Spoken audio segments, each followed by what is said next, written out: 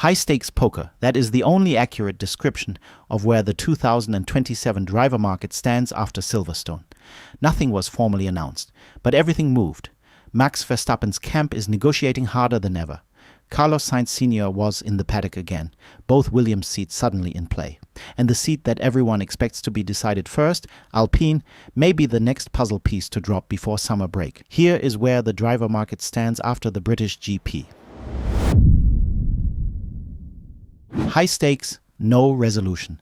Max Verstappen did not look like a happy man at Silverstone. The radio message after the race incident on lap 48 told you everything about where his current mood truly lies. A moment of unfiltered truth. No voice breaking, no screaming. Just the quiet, flat tone of a man in clear disillusionment and despair with his own situation. The body language, the radio communications, the carefully chosen words in media sessions that communicate mild annoyance shading into clear frustration. Never quite quotable enough to become a headline, but impossible to misread if you are watching closely. Jos Verstappen on social media, answering every criticism directed at his son with blunt force.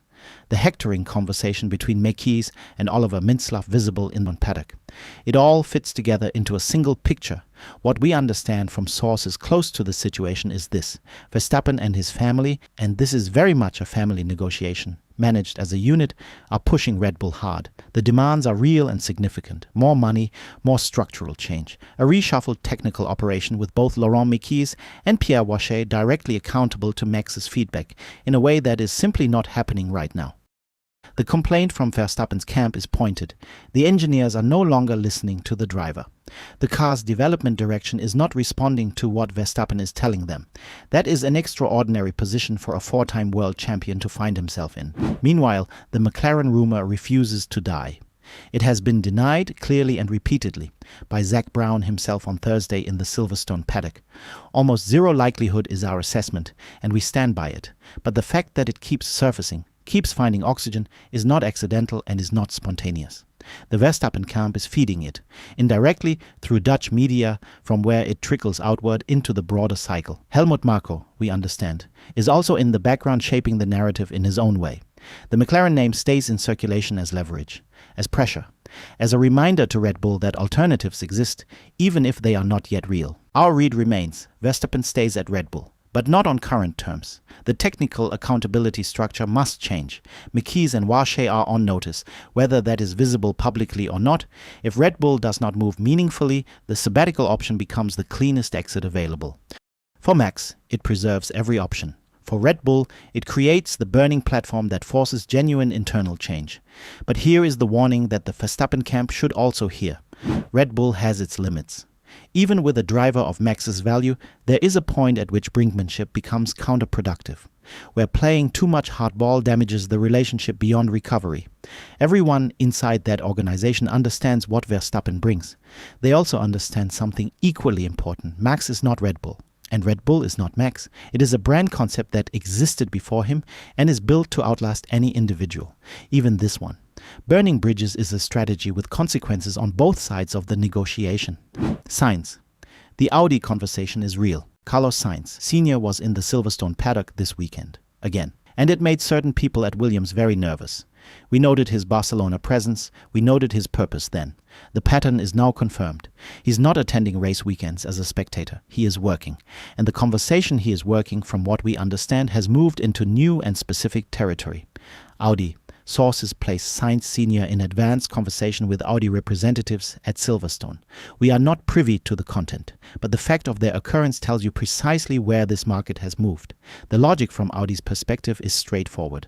They have a new team principal, appointed by the manufacturer, and not a figure who carries any personal loyalty to Nico Hulkenberg. Andreas Seidel, who brought Hulkenberg into this project, is no longer making the decisions. The structure has changed, and with it the obligation to the German driver has weakened considerably. Hulkenberg's 2026 season is not making the argument for him either. 0 points. To be fair to Nico, that is not his fault. The Audi has been deeply unreliable and the car simply has not allowed him to score. But on paper, it looks exactly as bad as it sounds. And paper is what decision makers read.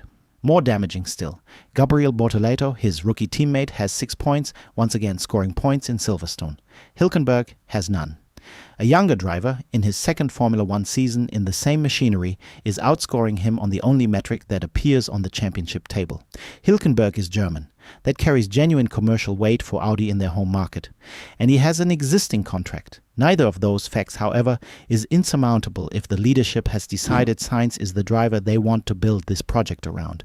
The commercial value of a Sainz signing, global profile, race-winning pedigree, proven capacity to develop an uncompetitive car from a low base outweighs the political cost of moving Hulkenberg on. Contracts, as this sport has demonstrated repeatedly, can be broken.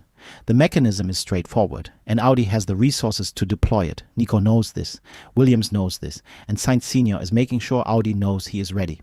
What do you think happens here? Let us know in the comments. Alpine, the hottest seat and the closest to resolution. The Alpine situation has not changed in terms of candidates, but it has changed in terms of timeline. From what we understand, an announcement is expected before the summer break. The Hungary Grand Prix weekend is the likely moment, and our read, consistent since Monaco, is that both existing drivers stay. Gasly and Colapinto confirmed for 2027. Colapinto has done everything required of him to make that decision straightforward. He has not given Flavio Briatore an argument to change. Points, pace, consistency. The wild talent who arrived with unlimited ceiling and questionable reliability has become a driver who delivers weekends without drama. That profile, at 23, with the trajectory still pointing upward, is not one you move aside unless you have a compelling reason. The Alonso to Alpine rumor surfaced again at Silverstone. It surfaces every week. We do not believe it moves. Alonso's future, if it involves Alpine at all, is in a non-driving capacity, a management role. Something closer to what Briatore himself represents than what Colapinto represents. That story, if it ever becomes real, is something for Alonso's long-term future inside Formula One. Absent that wildcard, Alpine confirms before Hungary. Both drivers stay. The market's hottest seat goes cold and everything downstream shifts accordingly. Williams, the quiet crisis. This is the section that has the least public oxygen and the most private smoke. From multiple sources, both Williams drivers are unhappy. Not quietly dissatisfied. Genuinely unhappy with the direction of the team and indirectly but clearly with James Vowles' leadership of the project. The frustration is real, and it is being expressed in conversations that are reaching outside the Williams garage. Williams, for their part, are not passive in this dynamic. The counter-narrative being constructed internally is pointed. Albon's performance level is not matching Carlos Sainz's. That framing, positioning Sainz as the benchmark and Albon as falling short of it, is not accidental. It is leverage, a justification being built in advance for whatever decisions come next. What this all implies, it is time for a change. Both drivers want out and the team is willing to look for alternatives. That is our understanding. The problem is the market does not currently offer them obvious landing points. Contracts exist. Alternatives are limited. And a driver wanting to leave is a very different situation from a driver having somewhere credible to go. Albon, in our assessment, stays. Not by choice, by circumstance. The alternatives are not there. The more interesting question is what happens to the Williams seats if the market cascade above them produces an opening. If Sainz goes to Audi, Williams has a vacancy that becomes genuinely attractive. To Ocon potentially, to Yuki Tsunoda, in a scenario where the Red Bull family decides to let him go. Even a Hulkenberg could become an interesting option for the Mercedes-powered team. Williams is the market's most underreported story right now. That will change. The others, quick state of play. Lewis Hamilton and Ferrari. Negotiations ongoing for a 2027 extension. We see no changes at Ferrari. Hamilton is drawing his option, and the conversation is about terms, not about whether it happens. Sergio Perez and Cadillac, staying. Sources close to the Mexican are clear on this. Loyalty, team environment, and genuine belief in the project's trajectory going forward. Perez has found something at Cadillac that he values beyond the seat itself. He is not looking elsewhere. Liam Lawson and Racing Bulls. Debate continues, but resolution points towards staying. He's doing the job. Scoring points, representing the brand, bringing fresh audiences. The lack of a compelling alternative works in his favor. He remains. Haas and Leo. The consensus in the paddock is that Ocon is out at Haas. The team is watching the market for candidates. Top of their list, and we have covered this, is Leonardo Fornaroli, a 21-year-old who has won the Formula 3 and Formula 2 championships in consecutive years and who received a public endorsement from Zac Brown himself this weekend. He deserves a chance in Formula 1. That reference from a team principle of Brown's standing carries weight. Haas is listening. Here is how we expect this market to sequence toward resolution. Alpine moves first, Hungary Grand Prix. Both existing drivers confirmed. The market's loudest open question goes quiet. Then Sainz. The Audi conversation either produces a signing or Sainz confirms a Williams extension.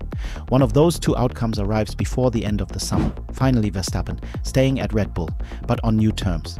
The announcement, when it comes, will be framed as a partnership reaffirmed, but that partnership seems to show some clear cracks in the armor to the delight of other teams. The carousel is still turning. Hungary is the next stop. We will update you again after Spa or Hungary at the latest. Thank you for watching.